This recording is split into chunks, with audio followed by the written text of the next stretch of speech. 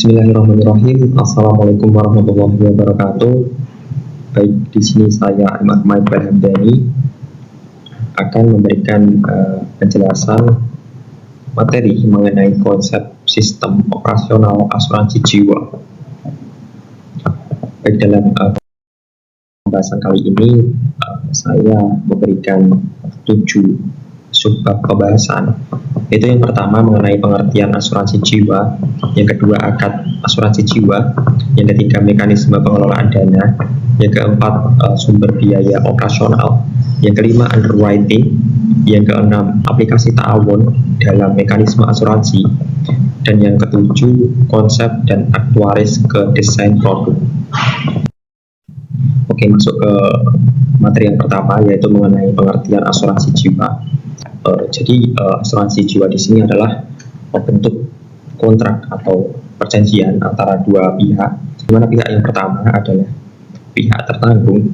Itu biasanya seorang nasabah yang ingin mendapatkan perlindungan finansial bagi dirinya atau keluarganya. Kemudian pihak kedua yaitu perusahaan asuransi, yaitu lembaga yang menawarkan layanan perlindungan tersebut. Kemudian untuk yang selanjutnya mengenai konsep operasional asuransi jiwa, di mana dalam konsep operasional asuransi jiwa ini merujuk pada cara kerja atau mekanisme operasional sebuah produk asuransi jiwa dari awal hingga akhir. Nah, alur operasional asuransi jiwa itu bisa dilakukan dengan beberapa tahap. Yang pertama ada pendaftaran atau pengajuan asuransi, di mana nasabah atau calon tertanggung di sini mengajukan permohonan asuransi jiwa ke perusahaan dengan mengisi formulir data diri, kemudian menentukan jenis polis atau produk asuransi yang akan diambil. Kemudian yang ketiga akan menentukan uang pertanggungan, di mana jumlah uang yang ingin diterima ahli waris jika terjadi risiko. Kemudian ada juga dengan menjawab pertanyaan kesehatan atau melakukan pemeriksaan medis. Kemudian setelah pendaftaran akan dilakukan underwriting atau penilaian risiko, di mana perusahaan asuransi ini menilai risiko dari calon nasabah berdasarkan usia, jenis kelamin, riwayat kesehatan, pekerjaan, hobi ini contohnya olahraga ekstrim seperti itu. Hasil penilaian ini menentukan apakah permohonan itu disetujui, kemudian menentukan berapa premi yang harus dibayarkan, dan menentukan apakah ada syarat tambahan, misalnya pengecualian risiko tertentu. Kemudian setelah underwriting selesai, maka yang ketiga akan diterbitkan atau penerbitan dari polis itu sendiri. Dan jika permohonan tadi disetujui, maka perusahaan asuransi akan menerbitkan polis, yaitu dokumen kontrak asuransi, di mana polis ini memuat hak dan kewajiban nasabah dan perusahaan, kemudian memuat risiko apa saja yang dijaminkan, memuat ketentuan klaim, dan juga memuat jumlah uang pertanggungan dan jadwal pembayaran dari premi. Kemudian setelah terbitnya polis, maka nasabah akan membayarkan premi sesuai dengan jadwal, bisa bulanan, triwulan, ataupun tahunan. Kemudian setelah pembayaran premi itu akan dilakukan manajemen dana. Nah, perusahaan di sini mengelola premi yang terkumpul, di mana memanage dana itu sebagian digunakan untuk membayar klaim kepada nasabah lain, lalu sebagian lagi disimpan sebagai cadangan risiko, dan sebagian lagi bisa diinvestasikan misalnya di obligasi, saham, ataupun properti agar dana tersebut bisa berkembang. Kemudian setelah itu akan bisa dilakukan klaim asuransi jika terjadi risiko seperti kematian, kecelakaan, ataupun penyakit kritis lainnya. Maka pihak ahli waris atau tertanggung itu mengajukan klaim, lalu melampirkan dokumen seperti surat kematian, identitas, dan polis. Setelah itu jika klaim disetujui, maka perusahaan harus membayarkan uang pertanggungan dari klaim yang diajukan oleh tertanggung tersebut atau pihak ahli waris tersebut. Kemudian setelah klaim asuransi, yang terakhir adalah terakhir polis, di mana polis bisa berakhir jika terjadi klaim karena kematian atau resiko lain yang ditanggung. Selain itu, polis juga akan berakhir jika masa perlindungan habis dan nasabah itu berhenti membayar premi dan polis lapse atau polis tidak aktif. Nah, untuk materi yang selanjutnya yaitu mengenai akad dari asuransi jiwa, di mana akad dari asuransi jiwa di sini ada dua jenis akad. Yang pertama ada akad tabaruk atau saling tolong menolong. Kemudian yang kedua ada akad tijari atau perdagangan. Yang pertama akad tabaruk. Tabaruk di sini berasal dari bahasa Arab yang berarti donasi atau pemberian sukarela. Dalam konteks asuransi syariah, ini berarti peserta menyumbangkan sebagian uang premi ke dalam dana kolektif atau dana tabaruk. Tujuannya itu untuk saling tolong menolong antar peserta jika ada yang mengalami musibah. Ya, di sini cara kerja dari akad tabaruk. Yang pertama, semua peserta itu harus membayarkan kontribusi atau kontribusi di sini bukan premi ya, tapi kontribusi pembayaran untuk dana tabaruk. Kemudian jika ada peserta yang terkena musibah, dana tabaruk ini yang digunakan untuk membayar klaim kepada peserta tersebut. Kemudian perusahaan asuransi tidak mengambil keuntungan dari dana ini, mereka hanya sebagai pengelola dana atau wakil ataupun mudharib. Nah, peran perusahaan asuransi dalam akad tabaruk ini bertindak sebagai pengelola atau operator, bukan pemilik dana. Kemudian perannya selanjutnya itu mendapatkan ujroh atau fee atas pengelolaan dana tersebut. Kemudian selain itu perannya juga tidak mengambil dana tabaruk sebagai laba. Hal ini berbeda dengan asuransi konvensional. Lalu yang kedua ada akad tijari atau akad perdagangan, di mana dalam asuransi konvensional hubungan antara nasabah dan perusahaan asuransi adalah hubungan jual beli jasa. Perusahaan menjual jasa perlindungan risiko dan peserta membayar premi sebagai imbalannya.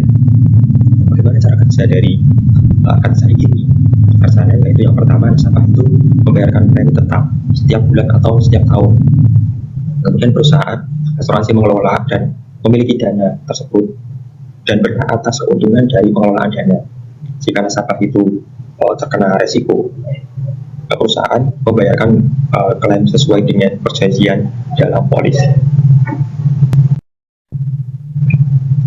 Kemudian materi yang selanjutnya yaitu mengenai mekanisme pengelolaan dana.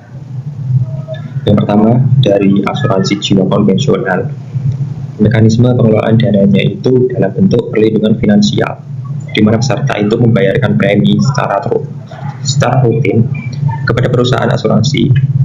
Lalu uang premi ini dikelola sepenuhnya oleh perusahaan untuk membayar klaim jika peserta mengalami resiko seperti meninggal dunia ataupun resiko yang lainnya. Kemudian yang kedua, menutup biaya operasional perusahaan, di mana untuk menutup gaji ataupun iklan yang diadakan oleh perusahaan tersebut. Yang ketiga, diinvestasikan untuk mencari keuntungan. Yang kedua, dari asuransi jiwa syariah, pengelolaan dana premi atau kontribusi peserta itu dibagi menjadi dua bagian. Yang pertama ada dana tabaruk atau dana sosial, yaitu dana tabaruk ini digunakan untuk membantu peserta lain yang terkena musibah. Kemudian dana ini cocok untuk produk non-saving atau tanpa tabungan ataupun investasi. Kemudian yang kedua itu dana investasi, bisa diambil dari premi pada produk saving atau tabungan dan dikelola perusahaan, dan hasilnya itu bisa dibagi bersama peserta dengan sistem mudharabah atau bagi hasil. Kemudian untuk materi yang selanjutnya yaitu mengenai sumber biaya operasional. Yang pertama dari asuransi jiwa konvensional. Itu sumber biaya operasionalnya itu yang pertama dari premi yang diterima peserta. Jadi semua premi yang dibayar oleh peserta itu menjadi hak milik perusahaan. Lalu sebagian premi itu digunakan untuk membayar klaim, sisanya digunakan untuk biaya operasional dan investasi.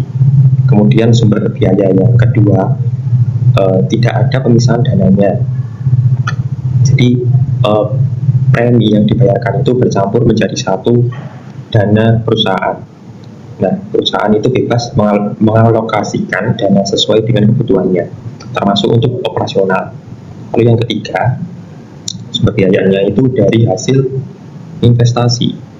Kemudian yang selanjutnya dari asuransi jiwa syariah, itu sumber biayanya yang pertama dari ujroh ataupun fee atau imbalan dari peserta. Jadi perusahaan itu mendapat ujroh sebagai imbalan jasa atas pengelolaan dana. Nah, besaran ujroh ini disepakati di awal kontrak dan tidak diambil dari dana tabaruk. Sumber biaya yang kedua yaitu dari bagi hasil investasi atau mudharabah, dimana jika peserta ikut produk saving ataupun investasi, perusahaan mengelola dana tersebut. Kemudian keuntungan investasinya dibagi antara peserta dan perusahaan sesuai dengan kesepakatan atau nisbah. Nah, bagian keuntungan perusahaan dari bagi hasil ini dapat digunakan untuk biaya operasional.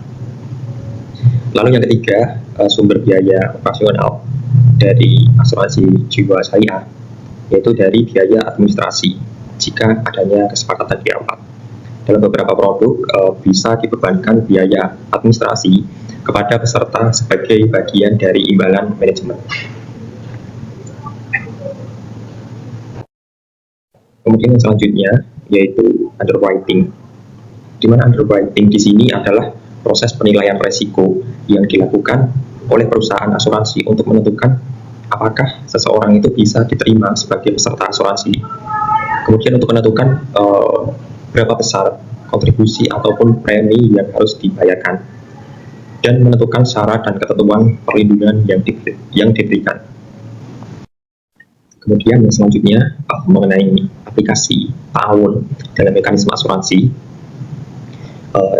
di mana dalam asuransi syariah di sini dapat kita ketahui bahwa prinsip ta'awun itu menjadi inti operasionalnya.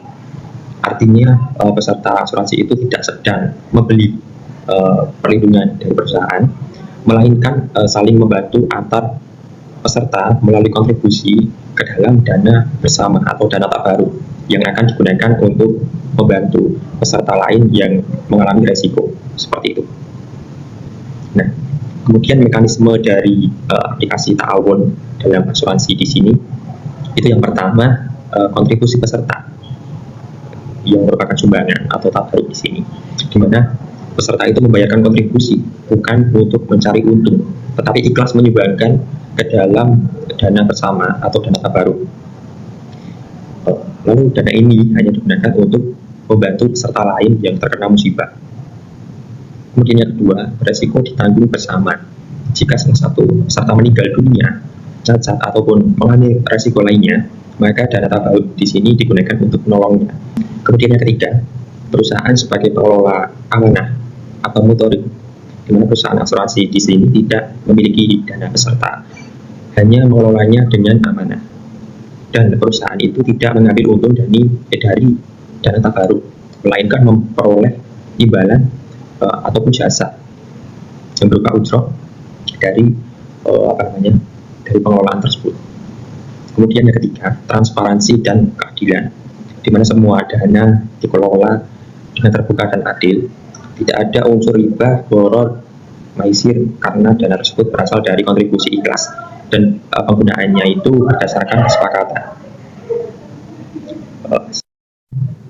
Kemudian yang selanjutnya itu mengenai konsep dan aktuaris desain produk asuransi jiwa syariah, di mana dalam konsep desain produk asuransi jiwa syariah di sini merupakan proses merancang produk yang tidak hanya memberikan perlindungan jiwa, tetapi juga harus sesuai dengan prinsip-prinsip syariah Islam. Nah, dalam asuransi itu juga ada yang namanya aktuaris, yaitu adalah ahli dalam bidang matematika keuangan yang berperan sangat penting dalam dunia asuransi. Jadi aktuaris di sini bertanggung jawab dalam menghitung resiko, kemudian menentukan besaran kontribusi ataupun premi, kemudian menganalisis kemungkinan klaim, dan mengelola cadangan dana dan kelayakan produk secara aktuarial. Nah, peran aktuaris dalam desain produk asuransi jiwa syariah di sini yaitu yang pertama menghitung kontribusi atau premi, kemudian yang kedua perancangan manfaat dan jangka waktu, kemudian yang ketiga pengelolaan risiko dan cadangan, kemudian yang keempat distribusi surplus underwriting, dan yang kelima evaluasi investasi sesuai dengan syariat. Mungkin itu yang dapat saya sampaikan mengenai asuransi jiwa syariah kali ini. Kurang lebihnya saya mohon maaf. Wassalamualaikum warahmatullahi wabarakatuh.